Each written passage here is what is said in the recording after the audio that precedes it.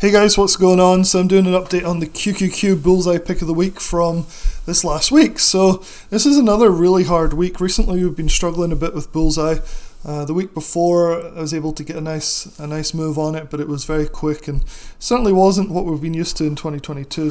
So far 2023 Bullseye has been a lot more difficult, and I think a lot of people are getting a little bit put off by that. But I have faith that if we stick with it, I think Jeff nearly always comes through. I think we'll find some good trades are on the way. So this last Monday was the Qs. So basically Jeff was bearish on the Qs. He said it was going to be another tough week, though, to be a stock picker. The whole week is really going to come down to the market reacts to CPI. So CPI was on Tuesday morning, and it's always like a really difficult to time. And in retrospect, it's easy to look back and go, oh yeah, I should have just done this or I should have done that. But you don't know what's going to happen. The market's never rational with these things. And really the thought process I think Jeff was having here was the most likely thing to happen would be that the market sell off, especially like a big drop if the CPI numbers came in unfavorably. So I didn't actually buy the puts on the Qs because I hate playing events like the CPI. And this time it looks like I managed to get away with that because instead of the CPI tanking the market, it rallied. And so he took these puts February 24th. If we look at the Qs here, this is Monday on the left, Tuesday, Wednesday, Thursday, and then Friday. You can see that basically the puts, I never buy early on, and so Monday they rallied, like the Qs rallied all the way up to here. I took a quick little stab here, but I was really quite timid because the CPI the next day, and then you can see the volatility that came in with the CPI. The CPI was actually worse than expected, so the hope was that these puts would sell off and would actually make some money on them. I didn't play it though because I was waiting for this to settle down. Unfortunately, the next day, Wednesday, the market rallied even more. So this is the problem. You can never really tell what's going to happen. And a lot of people stopped out way up here somewhere. Very frustrating because holding off, the Qs did come back down by Friday. And so let's look at the contracts because the contracts were particularly bad. Like the volatility pre-CPI caused the contracts to not move anywhere like as nicely as we'd hope them to. So February 24th, 295 puts.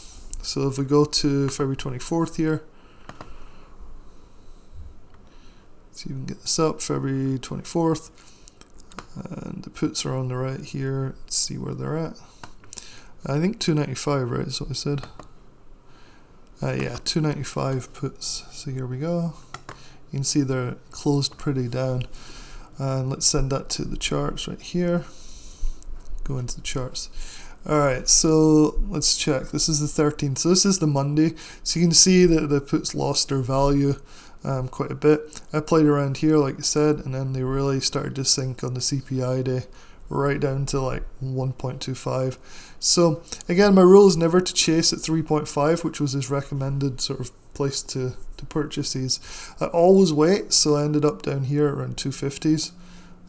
But even still, I'd have lost 50% if I'd held overnight, which a lot of people did. Ended up getting shaken out here. Eventually, they did come back up to about break even, but most people stopped out on here or even here. And so Jeff stopped out for a 50% loss on the first thing.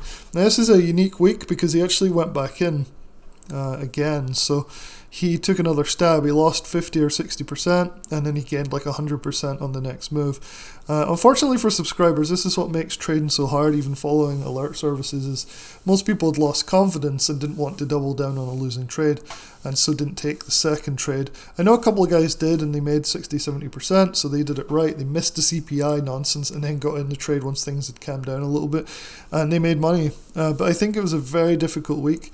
He actually did send out an email here talking about exactly what we're just saying. So the QQQ idea didn't work despite the CPI coming in at 6.4, higher than the expected 6.2, which I did predict. So he did predict it correctly, which is awesome. He did. The problem is, he even said it in the email, the market doesn't always respond rationally. So it didn't make any sense. So he did end up stopping out on those first QQQ puts. The good thing is for Jeff, not so much for subscribers unless you're one of the lucky ones, is he did re-enter on Thursday.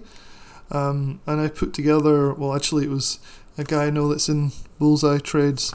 He sent this out, and you can see this is Monday, Tuesday, Wednesday, Thursday, Friday, marking the place where Jeff bought QQQ puts again, held it overnight and made 100% on half of his position, locked it in. And so Jeff played it twice, and he ended up net positive, I'm assuming, as long as his position sizes were similar, they were kind of equivalent. And so, yeah, that's he ended up taking some off for 100%. Was it the same puts? It did re-enter alerted in it. So yeah, and so it was a weird week. I've never seen him go back in on a trade like this. It paid off for him. I think a lot of people ended up getting shaken out and not re-entering those, so it's a bit of a shame for subscribers. But like I said, all these trades, you can't get rid of the emotion, so you have to trust the strategy, and that's why following alert services can be very difficult, because if you don't fully trust the person taking the trades, then one bad trade and you're going to sit out the next one and the next one, and then eventually you're just going to move on to different service. Whereas what they'll do is they trust their strategy, and their strategy starts to return positively over the longer term. So I think it's really important not to get shaken out by alert services, especially if you've only done like 3 trades with them or 5 trades. Part of the problem with Bullseye is the fact there's only 1 trade a week is it takes quite a long time to get the statistics up to show that it's actually like a winning service. And so that's why I keep this track record, and the review article, I'll leave a link in the description below so you can go and check it out.